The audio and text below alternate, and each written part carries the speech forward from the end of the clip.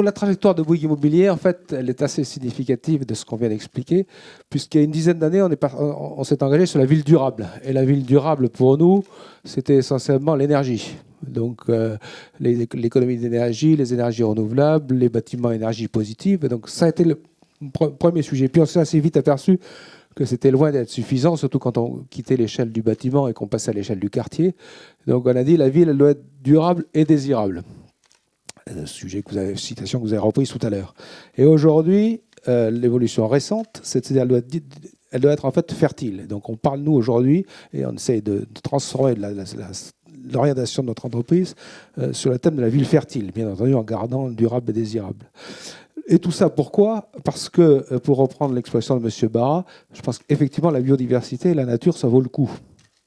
Ça vaut le coup à telle enseigne que quand on a fait une enquête auprès de nos clients, je parle du logement là, quand on a fait une enquête auprès de nos clients de logement, en leur demandant qu'est-ce qui est le plus important pour vous dans votre logement, ils sont sortis 3 critères.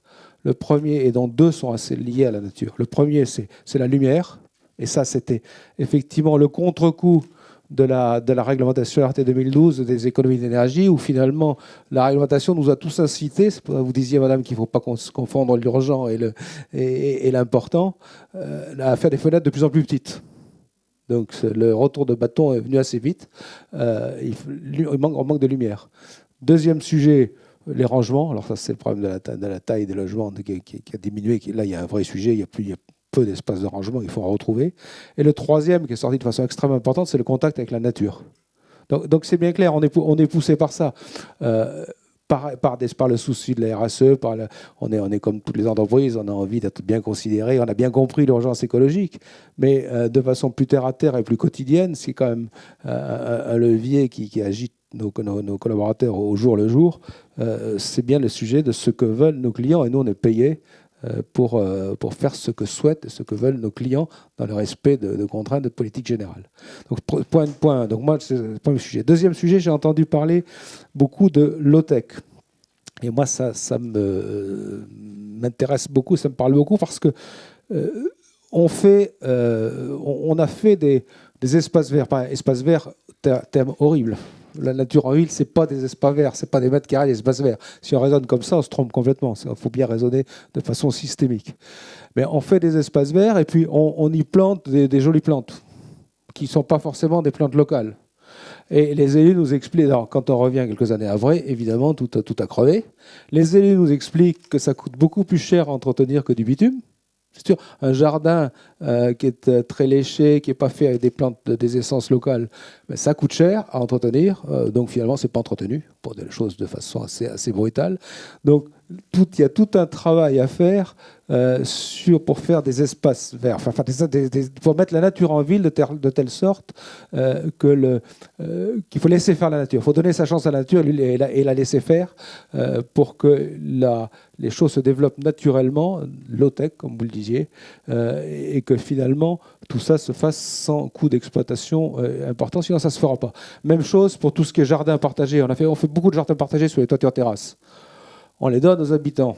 Alors, au début, on leur a dit c'est super. Pour nous, c'est un coût COUT qui est effectivement pas vendu, mais qui fait partie de l'agrément global de la copropriété ou de l'immeuble qui est en location. Et on dit aux gens c'est super, vous allez pouvoir planter vos tomates, vous rapprocher de la nature. Ils sont ravis. Ça marche 15 jours, ou dans les pires des cas, 3 mois, disons. Et puis après, c'est foutu. Il ne se passe plus rien, même si j'ai mis l'arrosage, parce que je ne fais pas de terrasse sans arrosage. Donc, on est arrivé aujourd'hui à se dire qu'il y a des immeubles dans lesquels on fait ça, et on paye 2 ans un jardinier à la disposition de la copropriété pour éduquer les gens, pour leur apprendre, en espérant que ça va prendre. Aujourd'hui, je ne suis pas du tout sûr que ça va prendre. Donc il faut aussi faire attention à se dire, on fait des très jolies choses en investissement, et puis après, ça va se débrouiller tout seul. C'est pas vrai, c'est pas comme ça que ça marche. Alors on a un certain nombre d'exemples on travaille, moi j'ai aussi beaucoup entendu qu'il y a de la recherche, c'est très intéressant, on peut travailler avec le CMA. Je pense qu'il y a des sujets de compétences et des sujets d'éducation. Il faut travailler, nous on travaille beaucoup avec l'école des Ponts, avec des laboratoires.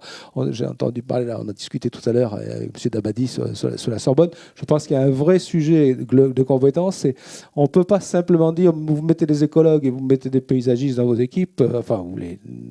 Il faut que nos propres collaborateurs et l'ensemble du système intègrent, comprennent les réflexes culturels et sachent, parce que si nous on ne sait pas parler aux écologues et aux paysagistes, mais je peux vous dire que les opérations ne se feront pas, elles ne seront pas bien. Là, il y a un vrai sujet. Une petite insert sur l'eau. Il faut savoir que dans le bâtiment, et pour la plupart des assureurs old school, pas vous bien entendu, l'eau c'est l'ennemi absolu. Dans le bâtiment, on cherche une chose, c'est l'eau. Il ne faut surtout pas qu'elle rentre et il faut la mettre dehors le plus vite possible. Donc il faut ça aussi, c'est quelque chose à changer. Voilà ce que je voulais dire. En conclusion, il faut éviter deux écueils. Un écueil technique. C'est pas, on a entendu beaucoup parler de technique. C'est vrai que la technique est importante, mais si on ne fait que de la technique, ça ne marchera pas. Il faut éviter aussi un système de comptabilité. C'est-à-dire, j'ai fait mon quota d'espace vert. Alors je sais bien qu'il faut des réglementations, il faut des chiffres qui parlent et qui soient simples.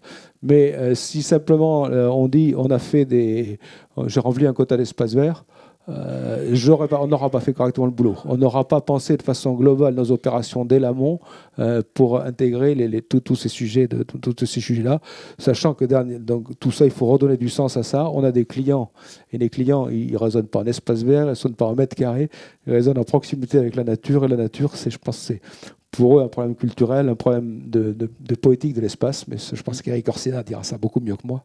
Et ce n'est pas simplement des mètres carrés d'espace vert, et c'est surtout pas ça.